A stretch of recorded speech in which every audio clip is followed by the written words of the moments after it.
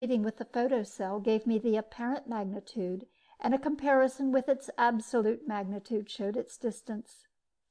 Not as bad as I had thought, a 6-week run, give or take a few days. After feeding a course tape into the robot pilot, I strapped into the acceleration tank and went to sleep. The time went fast. I rebuilt my camera for about the 20th time and just about finished a correspondence course in nucleonics. Most repairmen take these courses. Besides, they're always coming in handy. The company grades your pay by the number of specialties you can handle. All this, with some oil painting and free-fall workouts in the gym, passed the time. I was asleep when the alarm went off that announced planetary distance. Planet 2, where the beacon was situated according to the old charts, was a mushy-looking, wet kind of globe. I tried to make sense out of the ancient directions and finally located the right area. Staying outside the atmosphere, I sent a flying eye down to look things over. In this business, you learn early when and where to risk your own skin. The eye would be good enough for the preliminary survey. The old boys had had enough brains to choose a traceable site for the beacon, equidistant on a line between two of the most prominent mountain peaks. I located the peaks easily enough and started the eye out from the first peak and kept it on a course directly toward the second.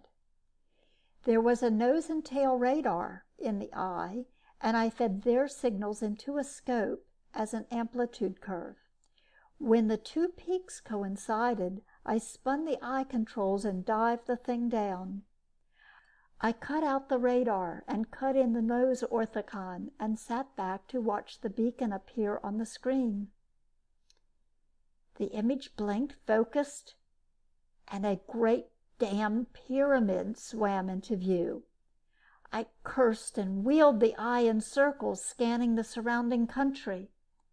It was flat, marshy bottomland without a bump. The only thing in a 10-mile circle was this pyramid, and that definitely wasn't my beacon. Or wasn't it? I dived the eye lower. The pyramid was a crude-looking thing of undressed stone, without carvings or decorations. There was a shimmer of light from the top, and I took a closer look at it. On the peak of the pyramid was a hollow basin filled with water. When I saw that, something clicked into my mind. Locking the eye in a circular course, I dug through the Mark III plans, and there it was. The beacon had a precipitating field and a basin on top of it for water. This was used to cool the reactor that powered the monstrosity.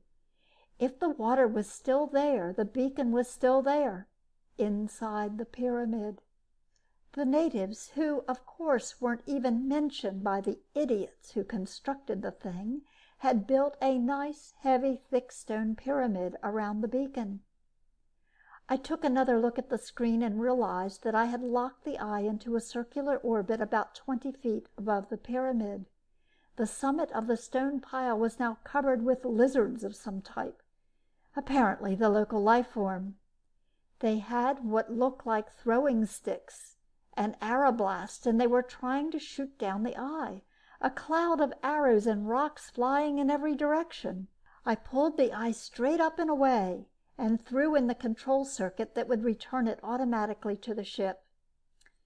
Then I went to the galley for a long, strong drink.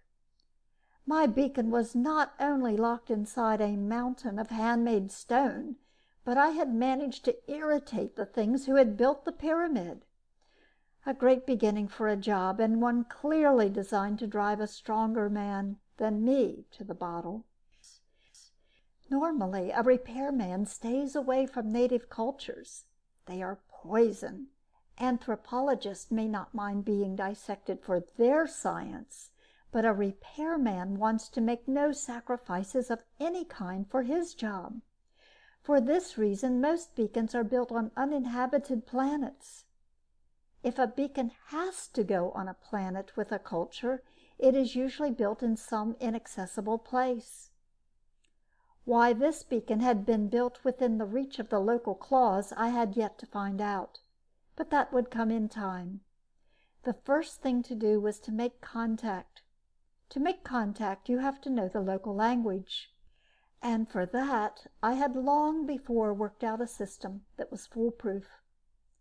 I had a pry eye of my own construction. It looked like a piece of rock about a foot long. Once on the ground, it would never be noticed, though it was a little disconcerting to see it float by. I located a lizard town about 1,000 kilometers from the pyramid and dropped the eye. It swished down and landed at night in the bank of a local mud wallow. This was a favorite spot that drew a good crowd during the day.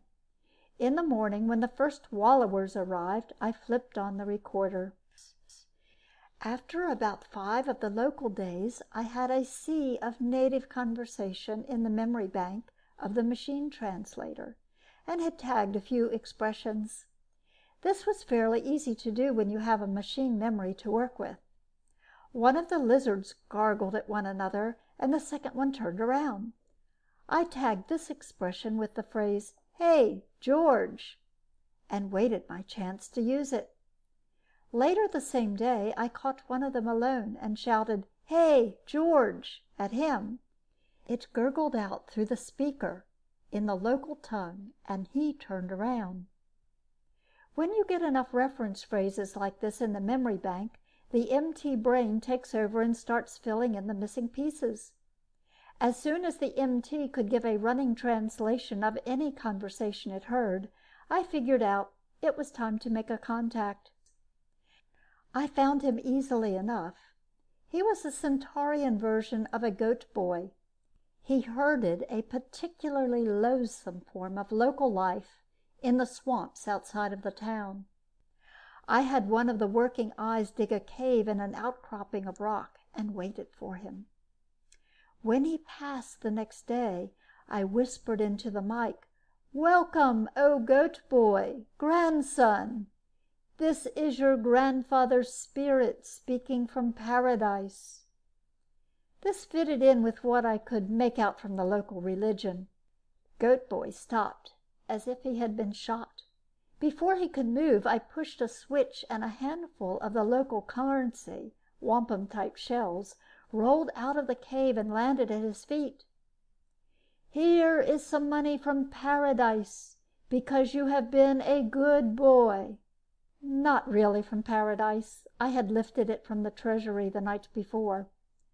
"Come back tomorrow, and we will talk some more," I called after the fleeing figure.